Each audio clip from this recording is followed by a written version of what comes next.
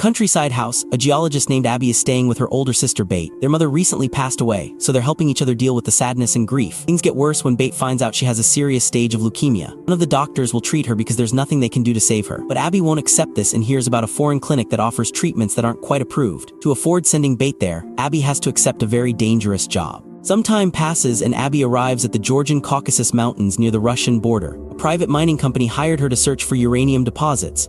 Her father doesn't approve because he thinks Abby could have a much better career instead of working for a company like this, but she's too desperate to save her sister. She even asks her boss to pay her in advance, but he says he can't pay her unless she actually finds something. Abby and her coworker Sergey spend many hours looking for uranium but find nothing. They're supposed to stay in certain areas only, but Abby decides to keep searching in the forest. Sergey doesn't agree and warns her it could be dangerous, so Abby takes his gun and tells him to leave without her. There are many spooky sounds in the woods that make Abby a bit nervous at first. Finally, she relaxes when she discovers a very unusual piece of black rock. Back at headquarters, Abby does a lot of tests and sees that the rock's temperature is extremely high, but she still can't identify what it is. Her excitement about this find is interrupted by a phone call from her dad, who tells her he's taking Bate out of the clinic and bringing her home so she can die peacefully with loved ones around her. She disagrees with this idea, so she tells him she'll come home to handle everything. Right then, the building shakes and the lights blink on and off. Once it stops, Abby packs her things and asks Sergey to drive her to the airport. She gets on a helicopter to go home and talks with the pilots, who mention they'll fly near the border just to remind the Russians who owns the valley. After flying for a few hours, Abby is surprised to see birds at this height, but when the helicopter changes direction, she realizes the shape outside isn't birds. It's a mysterious black shadow that makes a crackling sound. The pilot says it's getting closer before the helicopter starts shaking, and the black surrounds the windows before flying away. Then all the chopper systems shut down, including the radio. They should land right away, but the engine stops working too. Abby puts on her seatbelt as the helicopter loses speed and drops in altitude, making it difficult to breathe. She focuses on her breathing and thinks about her sister, closing her eyes to avoid watching the helicopter crash right into the mountains. While knocked out, Abby dreams of telling her father not to do anything extreme while she's away and promising to return soon. Finally, she wakes up bleeding inside the wreckage and sees that part of the chopper is burning. To make things worse, one of the pilots is dead. Abby checks on the other man and wraps his injury, telling him to keep pressure on it. Then she goes outside to shout for help, but nobody answers. When she comes back to the helicopter, the pilot shows her how to use the emergency radio, but no matter how many times she tries, nobody responds to her call. Then Abby looks at a map and figures out that the closest road is 60,000 kilometers to the south. She decides to break apart a bunch of boxes and start a large fire, hoping someone will spot it from far away. The next morning, Abby finds out the second pilot has also died. She has a panic attack and cries as she realizes she's stuck alone in the wilderness. Later, while trying to sleep inside the chopper, she dreams about Bate and her poor health, which wakes her up. She goes outside to warm up by the flames, but her fire has gone out. Refusing to quit, Abby collects every useful item she can find in the helicopter, including a gun and a flare. Once she's covered her body in enough layers of clothing, she follows a compass to try to reach the south road. As soon as she walks away from the helicopter, she hears the sound of radio static.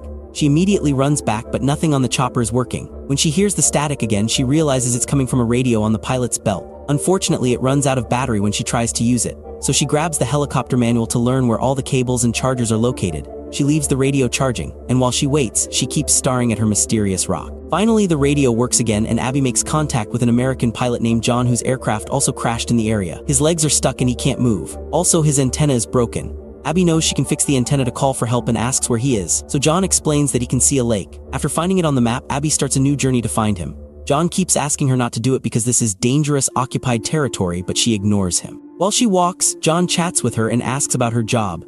She's in the middle of climbing a hill when she explains that the money is for her sister, so she has to stop and rest to collect her emotions. After John mentions the rare 1-in-a-million chance, Abby gets enough hope to continue. As she keeps climbing, she thinks about the time Bate tried to tell her there was nothing to fight for and how she should move on. Abby tells John that nobody is fighting for Bate, and John thinks she's lucky to have such a supportive sister. Finally, Abby finds a spot so high that she can't climb anymore, which means she has to go all the way around. As she changes direction, she doesn't notice the black rocks nearby. In the new area, Abby does manage to climb over the hill and enters the forest where she'll be resting for the night.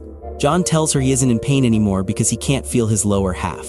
Abby starts a fire and builds a shelter with some sticks to sleep.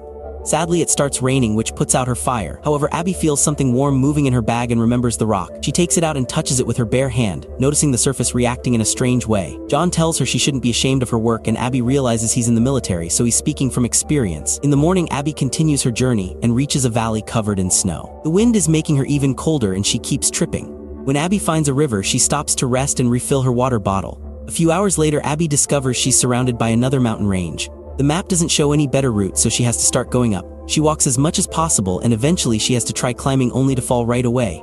John tells her to go back because she can't save everyone, causing Abby to go on a rant. She's tired of everyone telling her to stop trying. What she needs right now is reassurance and words of encouragement. A reluctant John says it's her choice and wishes her good luck. Next, Abby takes off her gloves and starts climbing again. Now she can hold on better and actually make progress. She keeps going for a while until she finds an area with nowhere for her foot to grip. When she tells John about this, he says it's a shame because she was one of his favorites and hangs up. Confused, Abby tries to contact him again but gets no response.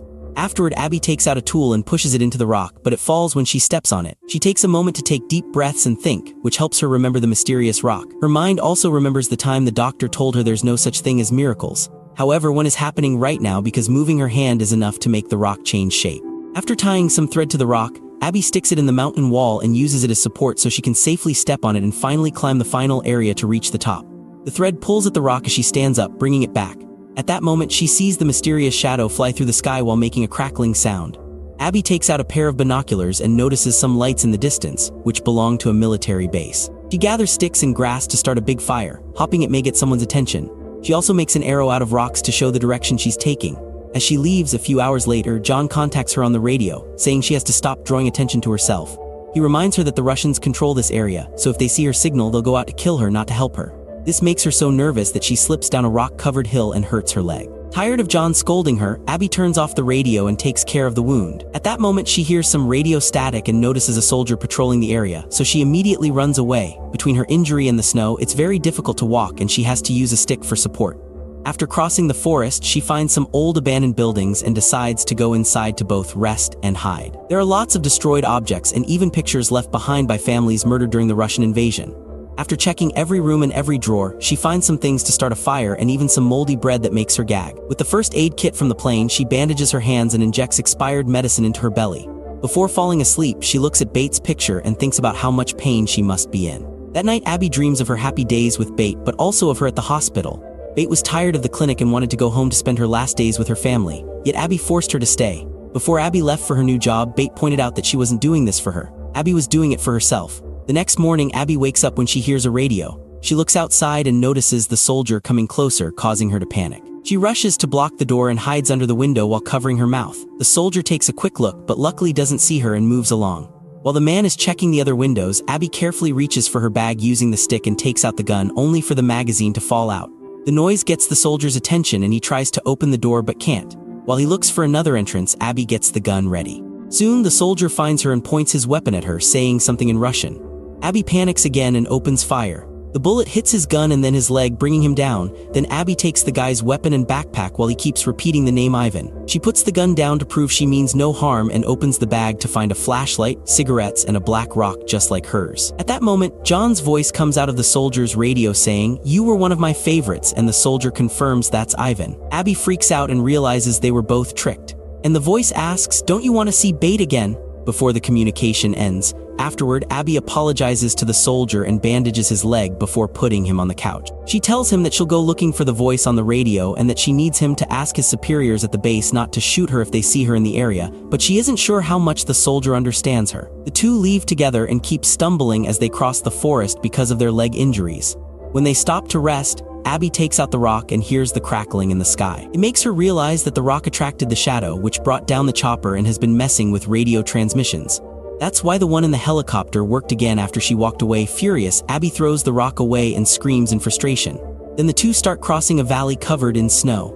As their feet move the snow away with every step, they realize they're walking on ice and this is the lake. Abby keeps a good distance from the soldier, not wanting to put too much weight on the same spot that could cause the ice to crack. Suddenly she hears the crackling noise, and when she turns around, she discovers that the guy has disappeared.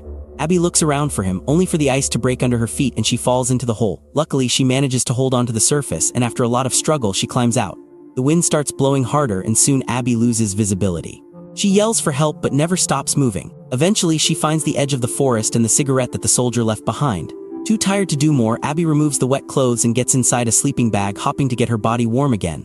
At that moment, John's voice reappears on the radio, saying that the same happened to him some time ago. An angry Abby throws the radio away, but she can still hear John's voice sharing a story. After his plane crashed, John had to watch his crew die one by one.